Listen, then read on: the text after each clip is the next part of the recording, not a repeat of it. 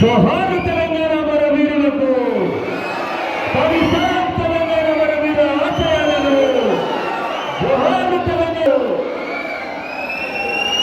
సూర్యాపేట అంటే ఇంతవరకు మీరు చిన్నప్పుడు మీ నాన్నని అడగని చెప్తారు. సూర్యాపేట అంటే పోరాటాలకు చైతన్యానికి పేరుగాంచినటువంటిది. తెలంగాణ రాష్ట్ర సాధన కోసం అమరుడైనటువంటి కొండేటి వేణుగోపాల్ రెడ్డి పుట్టిన గడ్డ ఇది, చదివిన గడ్డ ఇది. తెలంగాణ ప్రజల విముక్తి కొరకు పోరాటం చేసినటువంటి తెలంగాణ సాయుధ పోరాట వీరగాథలు పుట్టినటువంటి గడ్డ ఇది. తెలంగాణ మలిదశ పోరాటానికి వేదిక అయినటువంటిది ఇదే గాంధీ, ఇదే పబ్లిక్. ఇంత చైతన్యవంతమైనటువంటి ఈ సూర్యాపేటలో కొంతమంది పోలీసుల బాధ్యత రాహిత్యం మూలంగా, కొంతమంది రాజకీయ నాయకుల బాధ్యత రాహిత్యం మూలంగా ఈరోజు గ్రామాల్లో ఈ గంజాయి ప్రవహిస్తూ ఉన్నది. ఎవరు టార్గెటెడ్గా ఉన్నారా అంటే ఇంటర్మీడియట్ డిగ్రీ చదువుతున్న యువతనే టార్గెటెడ్గా ఉన్నారు. మీరు గమనిస్తే బాబు సాయంత్రం 6:30-7 గంటల తర్వాత పట్టణ సరిహద్దుల్లో ఉన్న రియల్ ఎస్టేట్ వెంచర్లలో పిల్లలు పోతూ ఉన్నారు. 5:30 నుంచి 6 గంటల నుంచి దారులు పడుతున్నారు. మనం అనుకున్నాం కాలేజీలు పెట్టి ఏరియాలంతా క్రికెట్ ఆడుతుంది పోతున్నారేమో, గ్రౌండ్స్ పోతున్నారేమో అనుకున్నాం. కాదు, 7 గంటలప్పుడు తిరిగితే దొరికిండ్రు గంజాయి దమ్ము కొడుతున్న మత్తులో ఉన్న పిల్లలు దొరికింది. నేను ఇది ఎవరిని బ్లేమ్ చేయడానికి చేయట్లే, కానీ పేపర్లలో మాత్రం గంజాయి ఎవడు అమ్ముతున్నాడో వాళ్ళు మాత్రం ఎక్కడ పేపర్లో చూపించారు. తాగుతున్న అమాయకమైన పిల్లల్ని మాత్రం జైలు పాలు చేస్తున్నారు. నేను అడ్వకేట్ని, నాకు ఒక కేసు వచ్చింది. ఆ అమ్మ వాళ్ళ తల్లి ఫోన్ చేసింది, సార్ నా కొడుకు నాటో బీడి దాకా పట్టుకపోయినట్ట పోలీసు వాళ్ళు, నా కొడుకు బీడి దాగే అలవాట్లేదు సార్, కానీ నిన్ను బీడి దాకా పట్టుకపోయినట, ఒకసారి మీరు పోలీస్ స్టేషన్కి పోయాడు సార్ అని నాకు అమ్మ ఫోన్ చేస్తే, నేను ఎస్ఐ గారికి ఫోన్ చేస్తే, సార్ ఆయన బీడి కాదు సార్ తాగింది గంజాయి బీడి అన్నాడు. అట్లా అబ్బాయి ఎక్కడ ఉండడం మాట హైదరాబాద్ ఉంటాడు. అబ్బాయి సూర్యాపేటకి ఎందుకు వచ్చిండు అంటే 3వ నాడు అబ్బాయికి కానిస్టేబుల్ ఎగ్జామ్ ఉండడం కొరకు హాల్ టికెట్ కలెక్ట్ చేసుకొని ఎగ్జామ్ రాయడం కొరకు నాకు సూర్యాపేటకు వచ్చింది.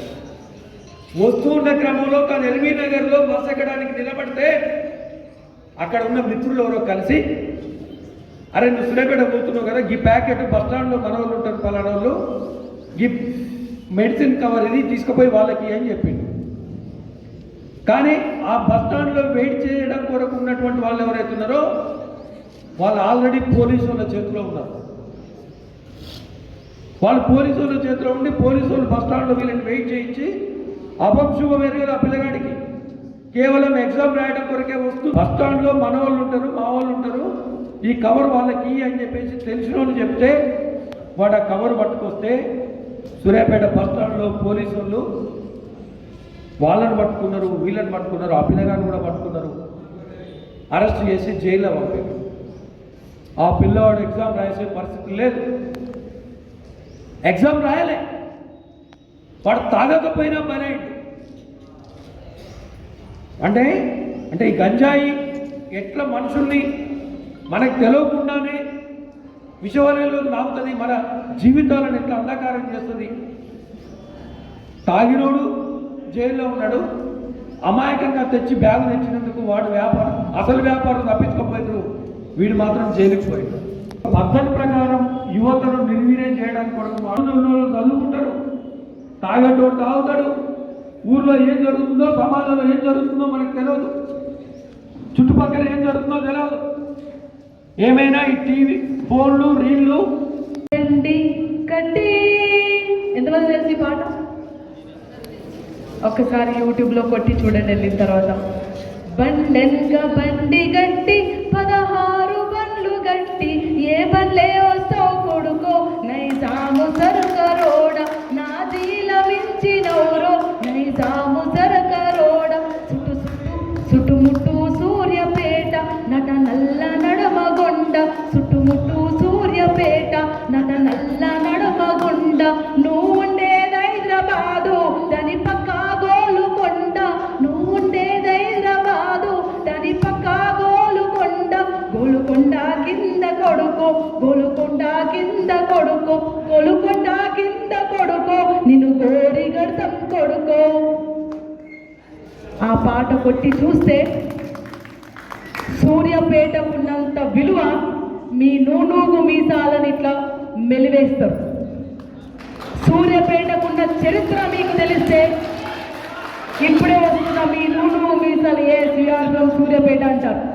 ఆ వీడియోలో చూస్తే మీరు ఆ వీడియోల పాట పాడింది, ఆట ఆడింది, డైరెక్ట్ చేసిన యాక్టర్స్ అందరికీ చూస్తే అందరికీ నూనూగు మీసాలే ఉంటాయి. They have created history of Telangana. So మీరు కూడా నూనూగు మీసాలున్న చరిత్ర సృష్టించబోయే లీడర్స్. ఎంతమంది లీడర్స్ కావాలనుకుంటున్నారు ఇక్కడ? ఎవరు లీడర్స్ గారా అనుకుంటున్నారు? ఎంతమంది లీడర్స్ కావాలనుకుంటారు? వీడియో నన్ను కదా వాళ్ళని చూపించండి. హీరో మధ్యలో కొట్టుకు బిసులు అడగండి. ఒక చిన్న కథ చెప్పనా? ఎంతమంది కథలు వింటారు? ఎవరు వినరు.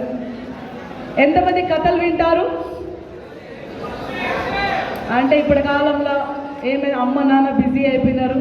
అమ్మమ్మ నాన్నలు తాతలే, మీ తప్పు కూడా కాదు, ఒక ఉమ్మడి కుటుంబం లేదు కాబట్టి you all are busy with the phones. మీకు ఒక కథ చెప్పనా? Shall I tell you a story? చెప్పనా? మళ్ళీ ఒకసారి చెప్పనా? సరే. అనగనగనగనగా ఎవరుంటారు? అనగనగనగనగా ఒక రాజు, రైట్? సో అనగనగా ఒక మంచి ఊరికి ఒక ప్రశాంతమైన ఒక సెలేరు ఉండి పాడి పంటలు చాలా పుష్కలంగా పండే, ప్రజలందరూ ఆనందంగా ఉండే ఒక ఊరికి ఒక మహారాజు ఉన్నాడట. సో అనగనగా ఒక ఊరికి ఒక రాజు ఉన్నాడనమాట. ఆ రాజుకి యుద్ధాలు లేవు. ఆ రాజు చాలా ప్రశాంతంగా ఉన్నాడు. ఎందుకంటే వర్షాలు బాగా పడ్డాయి, పాడి పంటలు బాగా పండుతున్నాయి, ప్రజలందరూ సుఖశాంతులతో ఉన్నారు, యుద్ధాలు లేవు. అప్పుడు ఇంకోటి కూడా లేదు. ఏం లేదు అప్పుడు? ఫోన్ లేదు. ఇంట్లో కూర్చొని గంటలు ఫోన్ చూడడానికి, అవునా కదా? ఏం చేస్తాడంటే రాజు ఫ్రీగా ఉంటే ఏం చేస్తాడు? పాపం మన వాళ్ళకి ఒకరు తెలియదు అనమాట రాజు కథలు.